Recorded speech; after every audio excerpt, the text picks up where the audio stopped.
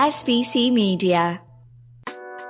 Welcome to the iGaming Daily Podcast, analysing the news from the betting and gaming industry all over the globe, supported by Optimove, the #1 CRM marketing solution for the iGaming market. We interrupt your usual Thursday session with an important broadcast announcement. Sadly, your usual duo of Jessica Welman and Charlie Horner will not be on today's episode of iGaming Daily, as Charlie has decided that annual leave was more important than this podcast schedule. So I, James Ross, will be your host for today. But it's not all bad news, as Jessica Welman still remains and joins me. I'm still here, dang it. Yeah, you've chosen iGaming Daily over a nice break. Well, I've got America's birthday next week, so I get that time off. You won't see me next week. I'm also off next week, so I can't really say too much. But Jess is with us, and she's going to describe, as she puts it, her biggest story break of her career with the reveal of who's behind the DraftKings extortion suit. Before we jump in, though, Jess, how have you been after your eventful week in Toronto? I was happy to come home where it was a little cooler, I'll be honest. It was very warm in Toronto, but it was a fun event. And as always, I'm just tired and I need the full weekend to recover. Yeah, see, I went to Toronto last year and it was peeing down with rain. And I'm not usually a fan of talking about weather on the podcast, but to hear it was, what degrees was it there now? It was like 60? Oh, I'm not going to do it your way. 104. 104.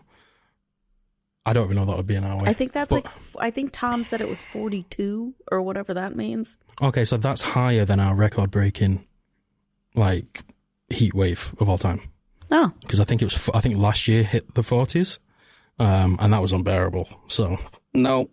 So I'm glad everyone else enjoyed the weather and I managed to handle glorious Manchester rain and wind.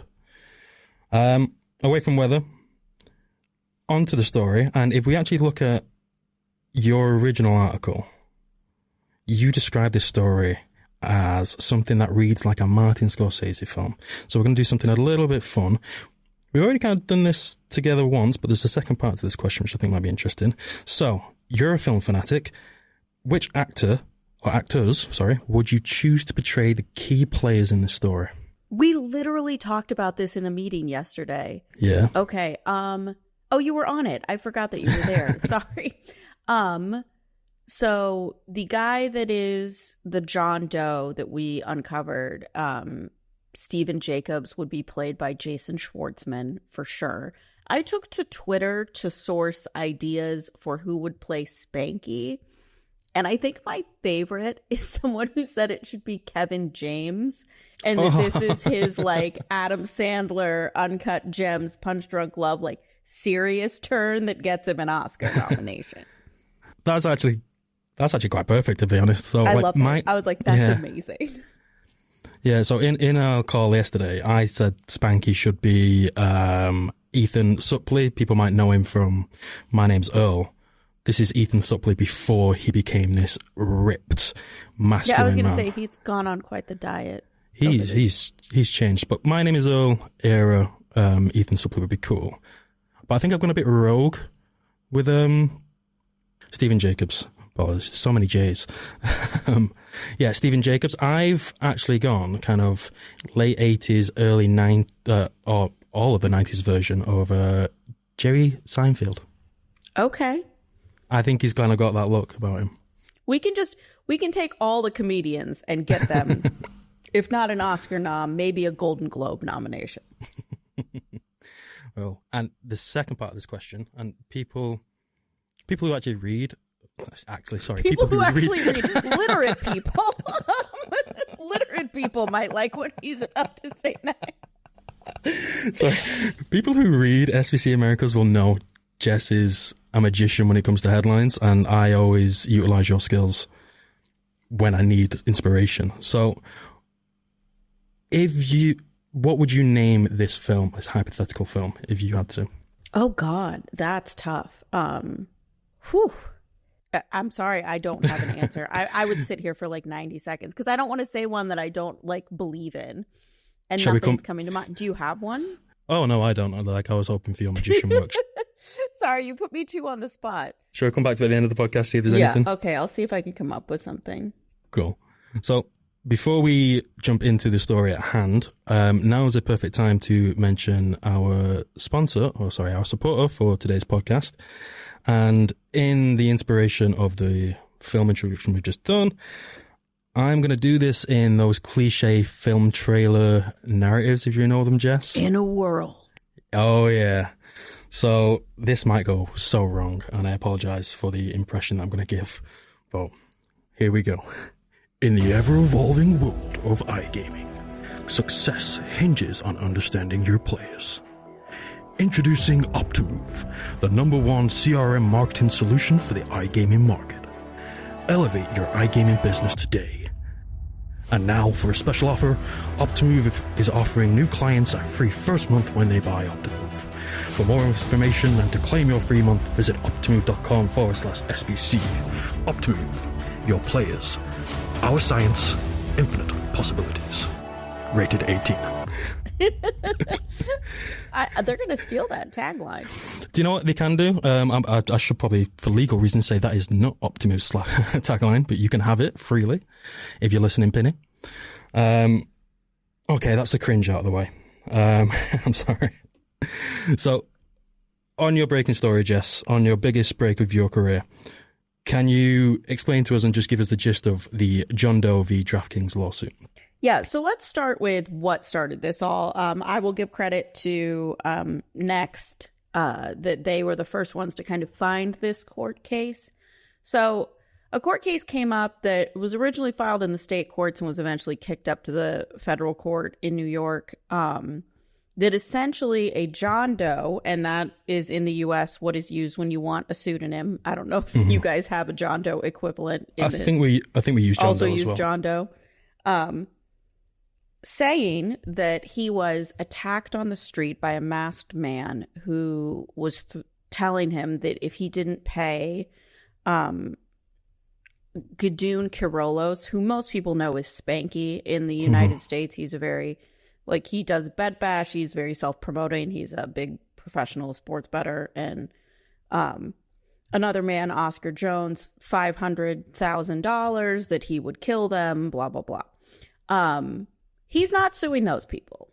He is suing DraftKings, saying that DraftKings staff leaked his personal account information and to these people to help them facilitate this extortion. I believe, as the complaint said, basically, I think it was DraftKings loaded the gun and put it in his hand. So he is seeking $1 million in damages plus punitive damages, which could be another group of money on top of that. So, that's kind of the gist of it. In the complaint, he alleges a lot of things about talking with his VIP host and the VIP host saying, oh, we're going to protect your account. And then when he felt like his account was breached, they suddenly stopped offering him information. None of that was kind of attached as exhibits on the case. A lot of times you'll see some of this communication get attached in the complaint. It's not to say that it doesn't exist. It just, we haven't seen it yet. So, interesting situation to suggest that DraftKings would compromise customer data to not just compromise it in order to enable someone to commit a crime. And you've said Spanky's outright denied this, yeah? No, he is not. He's not denied it. Well, let me explain. He does not deny. He believes and said in a statement that Stephen Jacobs owes him money. Are you familiar with what bearding is? Not until yesterday after you mentioned it. But for the listeners out there, for those who don't know, bearding is the where people who have been kicked out of sports books, and Spanky very proudly trumpets all of the sports books that have decided he is too sharp to take bets, including DraftKings. He has a video on his Twitter account of being kicked out of DraftKings. They will find people to create DraftKings accounts, and they'll make bets through those people. This is blatantly against the terms of service of the website. It is also questionably criminal. I'm trying to figure out exactly if he's breaking laws or anything, but he admits that they used him through his associate Oscar Jones. He would give Oscar the plays that they wanted. They gave John Doe money to put on the account and wager, and they're saying that, you know, he won in the vicinity of $400,000, and that with that plus the initial stake plus money obtained from bonuses, that he owes roughly $500,000. Okay.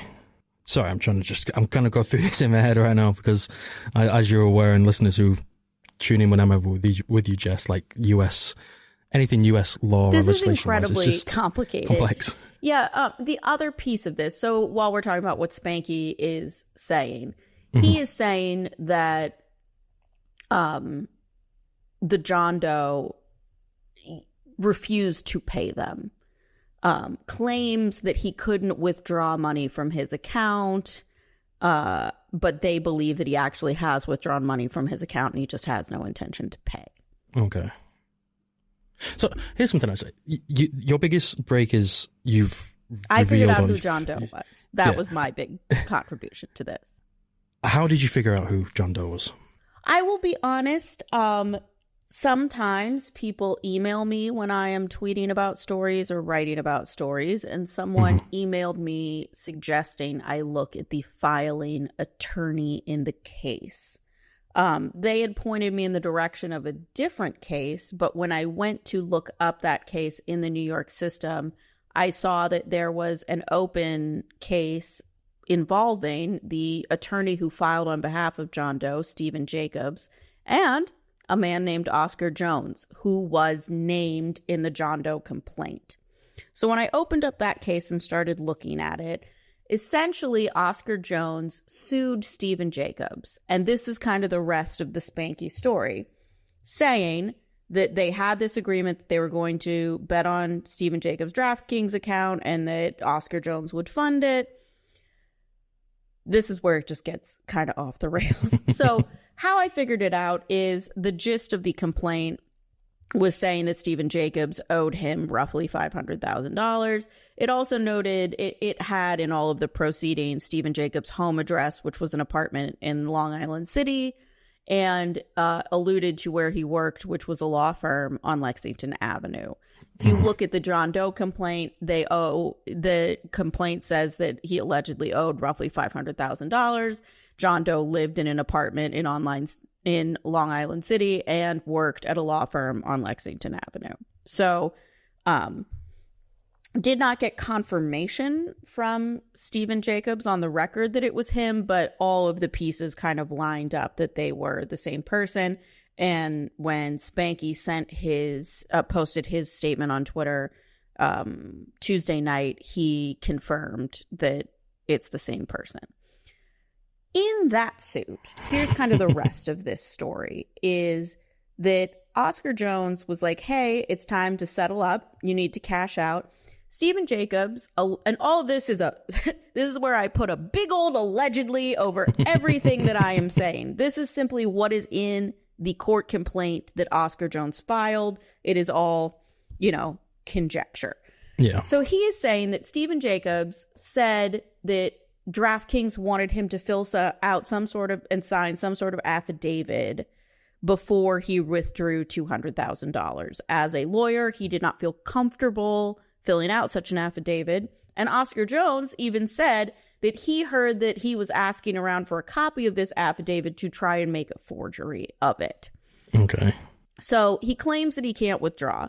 Then Jones is like, okay, well, you need to file a complaint with the Gaming Commission then, because they shouldn't be allowed to do that. So this is my favorite part of the whole story. Stephen Jacobs forwards an email that was sent to the New York State Gaming Commission that looks like a fully submitted complaint.